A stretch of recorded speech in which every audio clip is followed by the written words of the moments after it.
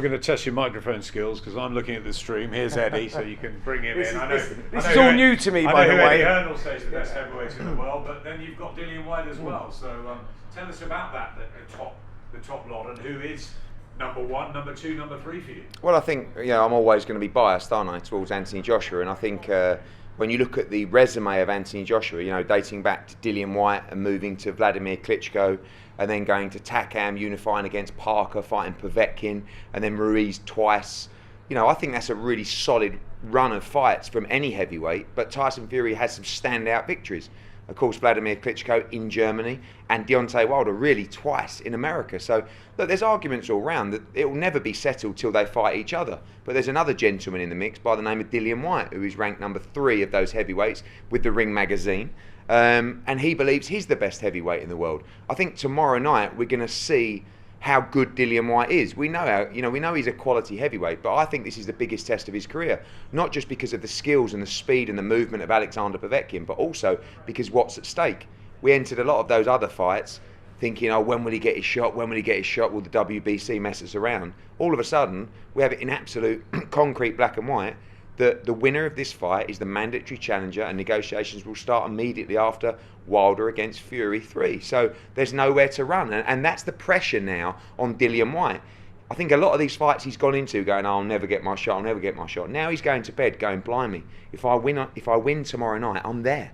Well, let's get straight on to John O'Wright. That's very good work with the microphone, by the way. The social distancing. It is difficult. You've got to flip it between the two of us here. At least I know things go wrong. I've got another job here anyway. Spencer the sound man. John O'Wright, if Povetkin beats White, Eddie, can you see Fury giving him that shot at the WBC title if Wilder's not ready this year? I think the WBC have made it clear that whilst Alexander Povetkin will be mandatory, really the immediate calling of that negotiations lands with Dillian Whyte. In terms of his weight, in terms of the 1,000 days, Alexander Povetkin's on a hiding to nothing. He's just strolled straight in and has a chance to become mandatory from nowhere. But I think the immediate ordering of those negotiations is really only for Dillian Whyte because of the time he's been waiting. So I think that if Povetkin was to win, I do think that Anthony Joshua against Tyson Fury could happen sooner, because I think Fury would be allowed to maybe move into that undisputed fight without the mandatory. If Dillian Whyte wins, there'll be nowhere to go. You don't think Fury will fight White?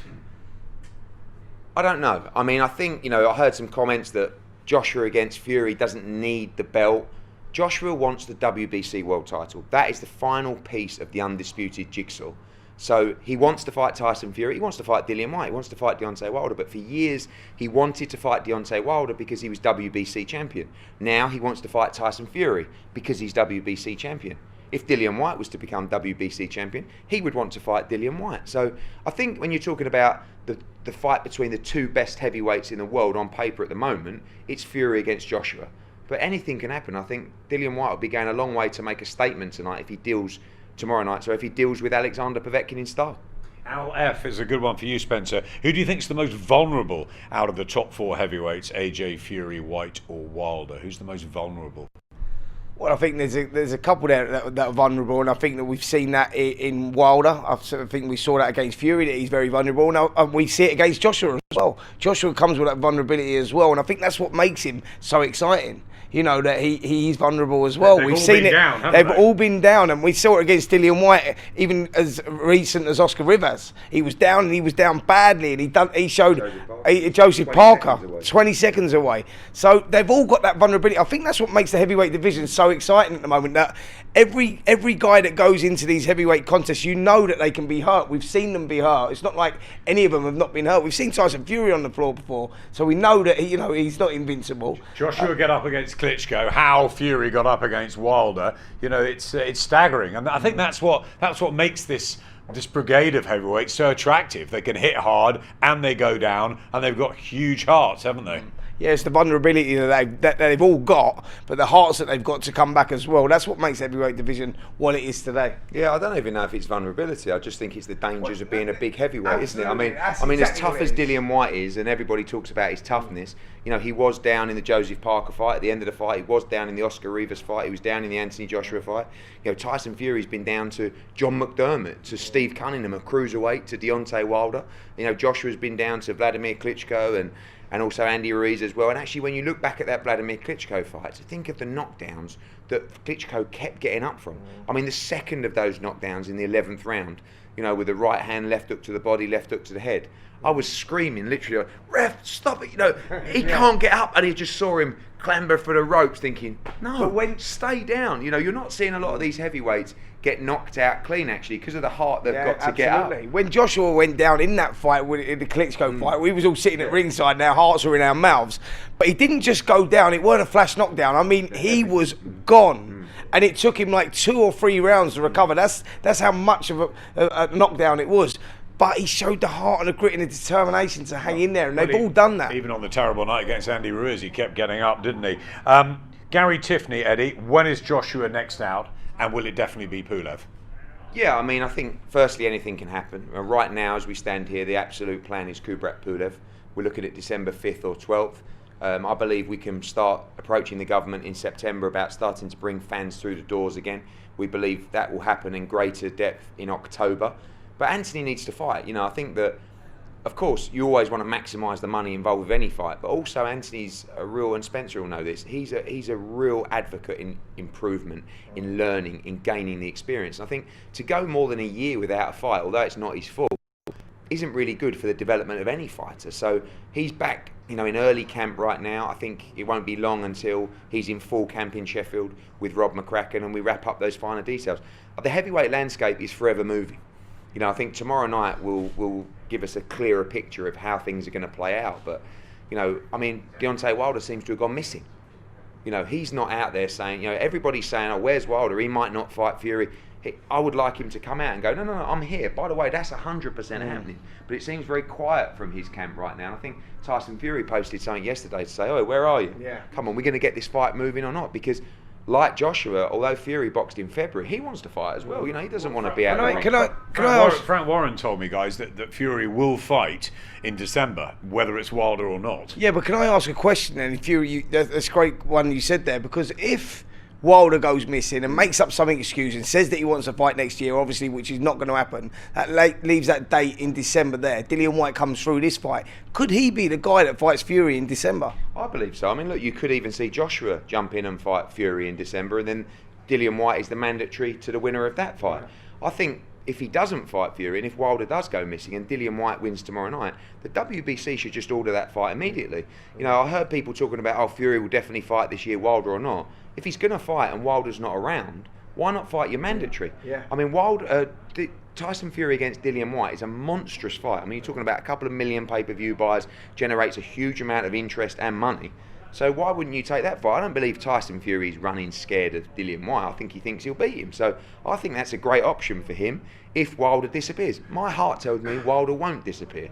It might be his only shot to get his belts back. I'm the other feeling. I think he'll disappear. I really do. I think he's gonna. I think he's been going on too long. I think he's been playing too many games. And I think that the way that he was beat. I think he's having a good time. He's probably scuba diving or something somewhere. Deontay Wilder. He's probably with his family. There's a couple of requests coming in on the stream for Eddie singing. Now let me put this in context. There's been a karaoke session next door. We've had a cricket match today, which Eddie, we did all right. We won, didn't we? Yeah, and then we had a karaoke session next door. Now tell us a little bit more about that. In here. So it could be the end of a lot of people's careers tonight, to be honest with you. I mean, I sang Ain't No Sunshine. Josh Denzel over there sang a Craig David song. He flopped for sure, you know. Mine wasn't the best. Darren as well. Darren Barker. I think in this bubble, Adam, as you know, spending a lot of time here, there's not a lot to do. And we're just trying to enjoy ourselves, create content, give people at home a good laugh. You know, and if you can take the mickey out of us singing a song, fantastic. So cricket earlier on today, big victory for us. We were chasing a monstrous 61 runs. I think they had about 18 batsmen on the other team as well. And a bit of karaoke, and this is it really. You know, we leave tomorrow and we say goodbye to this little hotel and this gym in here and this little bubble that we've created, and it's been fantastic. That brings me to Leo the bike guy, who wants to know what happens after fight camp. What is next in the plans? Obviously it's all taken down.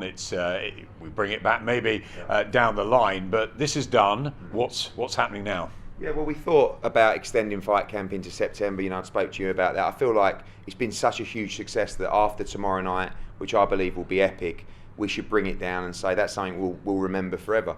Then we have to go on and solve the other puzzles of the lockdown boxing business, if you like, of no crowds. You know, the Joshua Buatsi's September 26th, it looks like we'll have a huge show. Josh Warrington, Callum Smith, Billy Joe Saunders, Kell Brook, you know, all these top names, Chisora against Usyk, AJ against Pulev. We're always relying on driving a gate and driving the numbers through to make these fights. Now at the moment that's restricted. So we're having to overcome these hurdles. Don't forget that tomorrow night was due to take place at Manchester Arena. We'd only be on sale for a couple of weeks. We'd already sold over 10,000 tickets. We'd have taken over £1 million on that crowd gate. What sort of gate would you be looking for to get these fights over the line? Say Joshua, Derek Chisora, Usyk, you know, or Joshua. Right? What sort of gates would you be looking for? Minimum. It's really about the revenue number rather than just the gate. You know, it could be a couple of thousand people paying huge packages and VIP prices. It's the amount of money really that's needed to give the fighter the same deal. You know, put yourself back into your days of fighting, where all of a sudden, you know, you were out fighting, defending titles. Then all of a sudden, a promoter might come to you and say, "Look, if you want to fight, the money's changed. You either have to take that on the chin or accept it, or say, no, I'll wait." Most people right now, you know, in this global pandemic and effectively a global recession, are saying, we understand the situation. We're all having to bite down on the gum shield a little bit in and out of the ring, and take it on the chin. And say, well, we want to progress our career. We want, look, you know, Anthony Joshua is a great example. He knows he's going to make considerably less to fight Kubrat Pulev than he would have done at a sold-out Tottenham Hotspur Stadium. But you can't wait. You know, you can't just sit back and let the world pass you by. So you have to step up. You have to take opportunities. For us, if it means losing money, investing in the sport we've worked so hard on for the last 10 years, so be it. Eddie, a lot of people are talking about Usyk Chisora. You know, where's that going to land? When is it? Because of course it was going to happen. We know Joshua and Pulev. Well, that was going to happen at Spurs. But Usyk Chisora is a fight that got people talking, and it's a big interest. So what do you do with it? Well, again, that was one that was selling very well at the O2 as well. We only had about a week of sale on that one. I actually had a phone call tonight from Alex at K2 Promotions, Alex Krasuk, who's our co-promoter of Alexander Usyk, saying, any news, we're ready to go. And they're the phone calls that we're getting quite a lot at the moment, and the pressure mounts on us to come out of solution. Well, a bit of pressure, isn't he? Hayes calling me all the time. Derek's training training very hard. October the 31st is the date we have penciled in for that fight. But again, it is dependent on under the current deal, driving people through the doors and having some kind of gate, or moving it internationally and having a site fee. So, you know, again, we want to make sure that's an important fight. Really, when this whole thing started, I had three main aims, and that was to deliver Whyte, Povetkin, Usyk, Chisora and Joshua against Pulev, plus make sure that our other stable could have the opportunities, could move forward and keep progressing their career. So fight camp is one big hurdle over. It's the least of our problems, because on Monday all the problems start again as we start to map out our September, October, November, December schedule. And where we go, I suppose that's... Yeah. We want to be creative. You know, I'm not criticising studios, but I didn't want to do it. I don't think it's fair to the fighter. You've seen... Would you go to an O2 with like a 500 people or 1,000 Possibly. people? I prefer a smaller venue that can, you know, really get some kind of atmosphere going, or it's got that look and feel, because you've been up at fight camp. You know, when you walk out there as a fighter, I believe you get those butterflies. I've got that feeling. I know, and that big event feel, yeah. and I think that's important. You've seen fighters who have been boxing in studios. You've seen them lose, and their career is, you know, in a completely different shape as it was previously. Sure. So Dillian Whyte's a great example.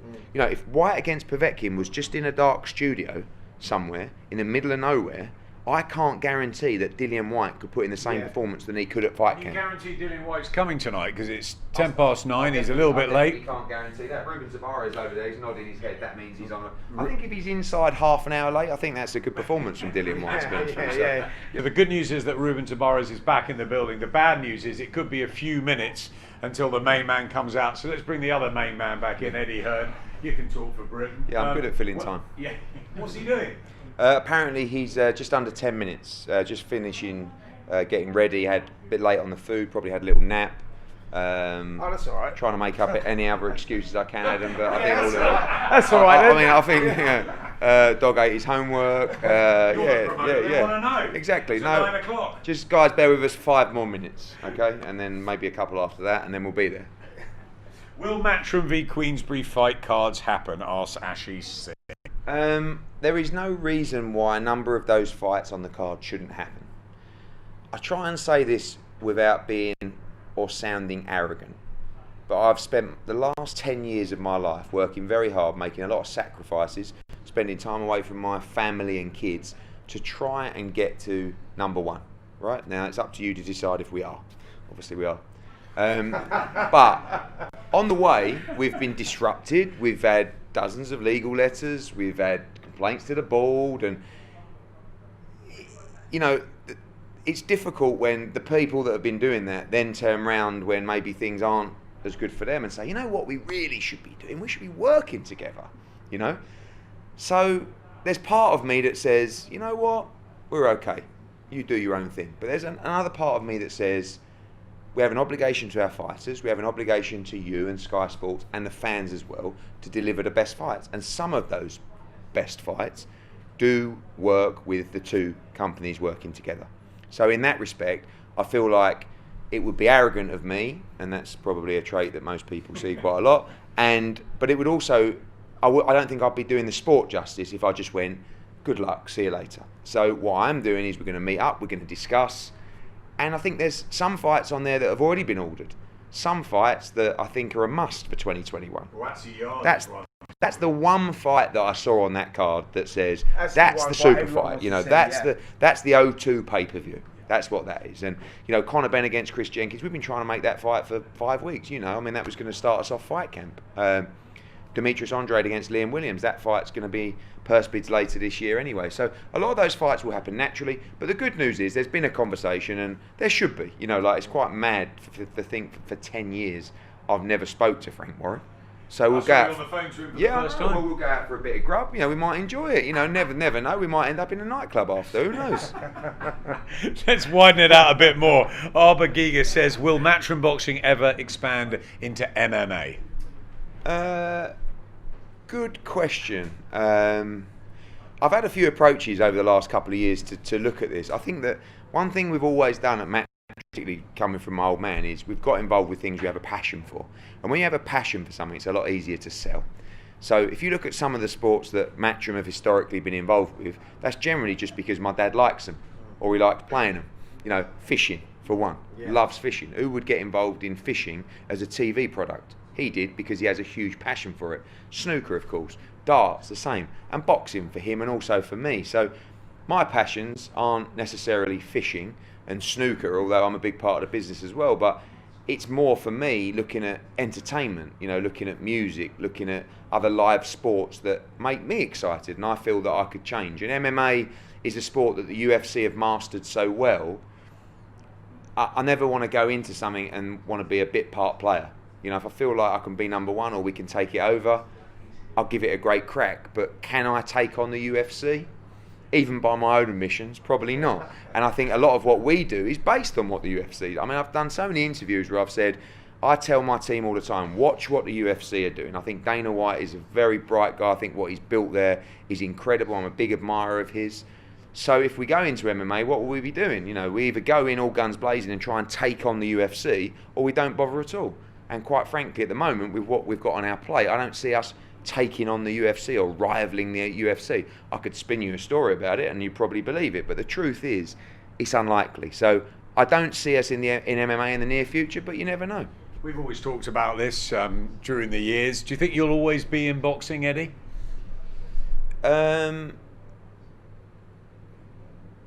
Growing up, I saw what boxing did to my old man, which was drive him crazy at times, you know, give him incredible highs. But at the same time, as a kid, you know, in the study or watching him around the house, seeing him very miserable, seeing him shouting at people on the phone, or losing his temper in the house because a deal would fall through. And sometimes I see those characteristics in me because it's a very frustrating game. But it is the biggest drug in the world, this sport. And when you're close to it, it doesn't matter if you're a fighter, a promoter, a journalist, a commentator, you fall in love with it. And when you fall in love with something, it's very difficult to walk away from. The biggest worry for me is I see people that have stayed in the game for so long, and it's impossible to not become bitter. You know, and a lot of these older promoters, you know, Bob Arum, Frank Warren, I think sometimes it's not their fault. They get so frustrated and so angry because the sport does it to you. You know, the ups and downs, the fighters you feel you've done so much for might turn their back and get another deal, or a fight falls through last minute, or, you know, there's so many ups and downs in the sport. But it's so exciting, so exciting. And when you talk about having a passion for something and and that's what drives you every day. Boxing is that. And you think about the great nights we've experienced on Sky, going back to Darren Barker beating Daniel Gill, or Kell Brook beating Sean Porter in LA, or Joshua Klitschko, or Tony Bellew winning the world title at Goodison Park, Froch beating Butte, Froch Groves too, Joshua reclaiming the world heavyweight title in Saudi. Like, they're the moments, and you shouldn't really say it really, because, I'm sure hopefully the kids aren't watching, but they're really some of the best days of your life. And to wake up every morning with that kind of buzz is an unbelievable blessing. So right now I'm going nowhere, but who knows what the future holds. I know someone who'll never be out of boxing, Spencer Oliver. No, that's for sure, yeah, and that's not unless you sack me, but no, I'm not going to be, I'll be in here as long as I can, mate. Well, that's a good point, Spencer. And I'm keeping close to Eddie as well, just in case things go wrong. Keeping close to the But my old man was in boxing. Your whole family's in boxing, isn't it? I mean, it's just you. Listen, it's been through generations with me since I was a kid. It's all I've ever known. I mean, when I turned pro, I was with your old man for the first 9 fights. And I remember you rocking up to the press conferences. You was probably 7, 8, suit there, and I was looking. I thought, that little chap's going to take over this one day, and you just knew it was going to happen, because you was always buzzing about the fights even then, weren't you? Of course, yeah. I mean, I look back at just running around at those shows. I think I was a bit older than 7 or 8, but I was only in at 10, 11, 12 when you were fighting. I was at a lot of your fights, and for me, buzzing around the shows was causing havoc. It didn't matter if it was. I remember when Johnny Nelson boxed Carlos de Leon in Sheffield, which was, I think, my mum and dad's 30th wedding anniversary, coming up to 20 years.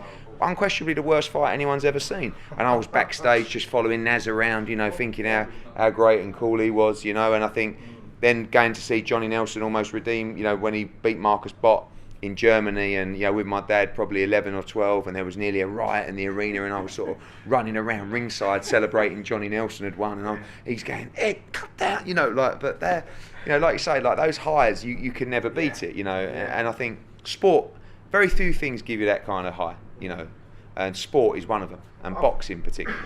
Yeah, I think boxing definitely is like any other sport, as in, the highs and lows that you have from it, but even to the stage of when you're going away on holiday, we've been working all year. August comes, we're all getting tired. We all know, we need a break. And I think, do you know what? I don't want to look at a boxing paper. I don't want to look at a boxing show. You go away and a show pops up, and all of a sudden you're on your phone, you're looking at it. You just can't leave it. And of course the pandemic as well. It gave us time, 3 months without any live boxing, and it made you realise actually, when you're doing a show every week, sometimes you get a bit monotonous and you just get into. You start going through the motions, then all of a sudden it gets taken away from you and you're back buzzing again. So it seems to be a little bit of ruffling around here, Adam. I don't know, what do you think? How are we looking, Ruben? Ruben, what do we think? That was good. He's staying about 50 yards away. We've only got a tiny little wing of the hotel here. It's surely been 2 steps he should be in here. It's a big Winnebago. Winnebago. But it is getting later and later for him to be doing anything, really, Dillian. I mean, that Spence knows better, but I think a lot of fighters like to train late. I mean, actually, if I'm Dillian Whyte, what I'm doing is I'm training about the time that I'm going to be fighting tomorrow. And maybe that's another good excuse that we should give him the benefit of the doubt for as well. But he is due in the ring tomorrow. What do you reckon, Adam? Somewhere between 10 and 10:30.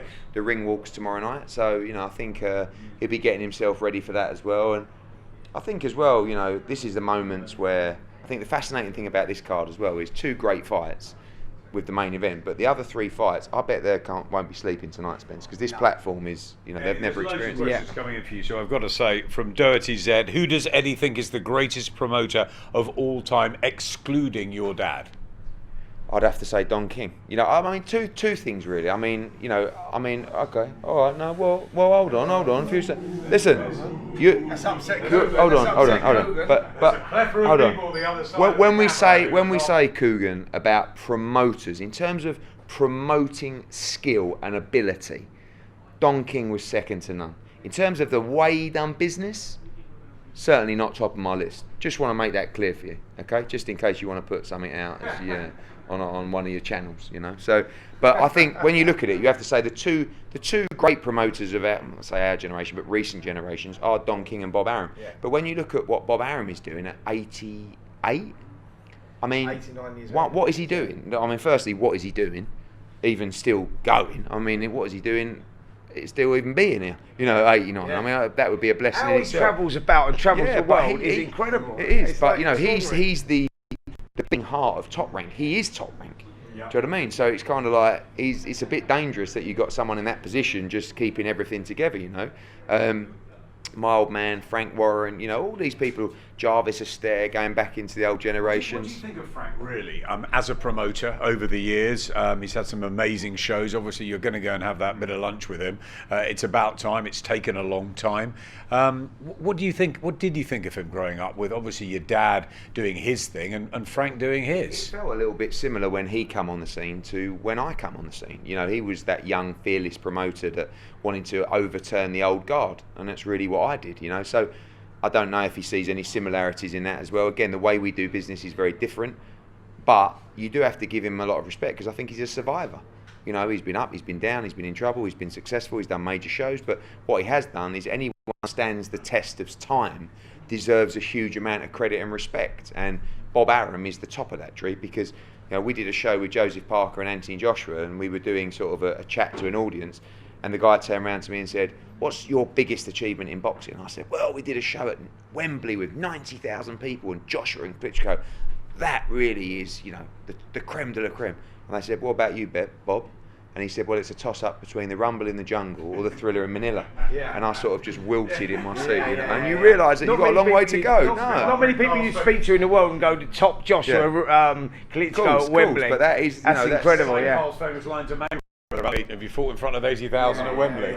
That was absolutely great. Eddie, we're going to sub you out here because I think you're just going to maybe go and tell us what's going on there with Team White. I'm not sure he's actually going to turn up, if I'm honest. I think he may have decided not to train, which I'd understand, but I'm not really sure. That's what I thought at the beginning. It was a sort of strange one at 9 o'clock. I know that you're getting in zone for fight time, and it will be 10:30 when they Whyte and Povetkin meet at Matchroom Square Garden tomorrow night, but not sure. Eddie's gone over to the Winnebago just to find out. Maybe we'll get Dillian even just to come over for a quick line, but we'll try our best. Obviously, we've brought so much this week, different live workouts. You don't quite know what's going to happen next in this bubble. Well, Delphine Bissoon came in for about a 10-minute workout, and she stayed an hour and a half. So I kept you talking that day, so you just don't know, do you? And if Dillian comes, we'll see what he's got to say. Listen, what I do know is I don't mind talking. You know that. You think you've learnt that this week. I've been talking plenty of time. So yeah, we're going to give it 5 minutes. See what the situation is. See. Or then we'll get you to bed. Yeah, something like that. Yeah. So we'll just to see how it goes. But yeah, this week has been a fascinating week. It really has, with everybody that's been involved. And you're right about the undercards, by the way. I wanted to give them a little mention to say that there's 3 great fights on the undercard that should not be overlooked. They're incredible fights. They're 50-50 fights, and it's a chance for these young kids to make a name for themselves on this platform. Spencer, while I've got you, who do you think is the greatest promoter? Hello, Spence. I've got to say Eddie Hearn. Oh, hello, Eddie. Sorry, mate. I didn't say. Yeah, I mean, greatest promoters, young promoters coming through. Just Harding for you.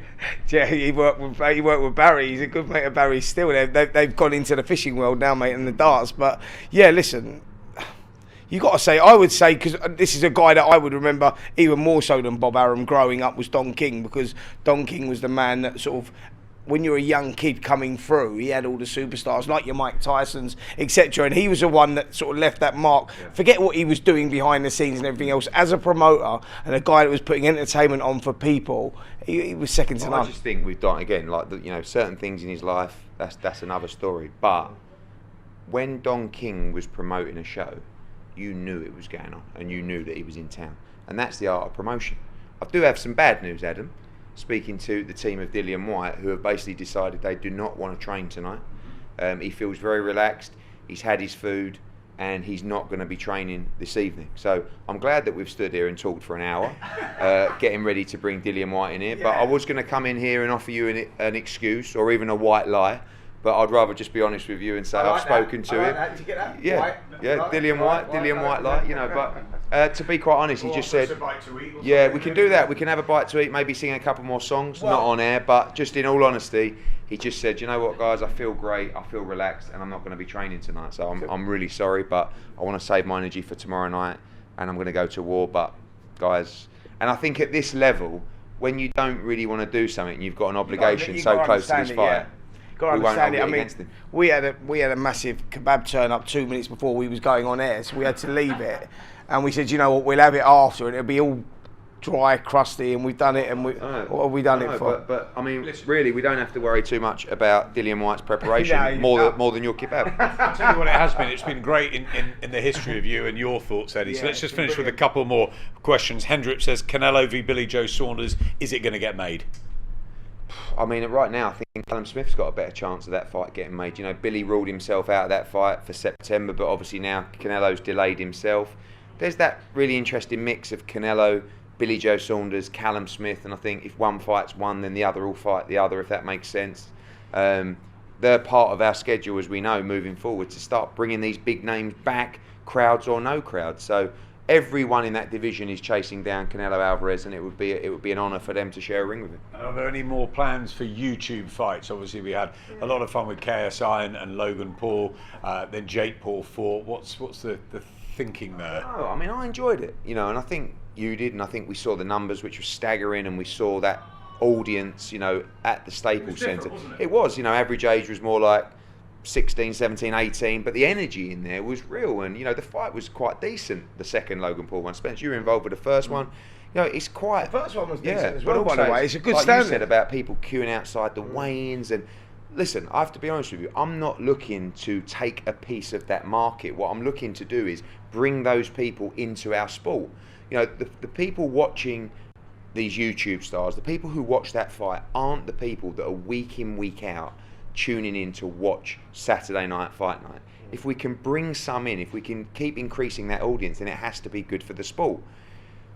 It's never going to be great. You know, we're never going to sit down at a YouTube fight and say, wow, that was Gatti Ward, that was Hagler Hearns all over again. But it opens it up to a new market. I totally get it. Like, you're going to get that. Yeah. And we can't milk it. You know, we can't. We've got to use it as one-offs, but we've got to make sure we execute it in a way to drive that audience into our sport.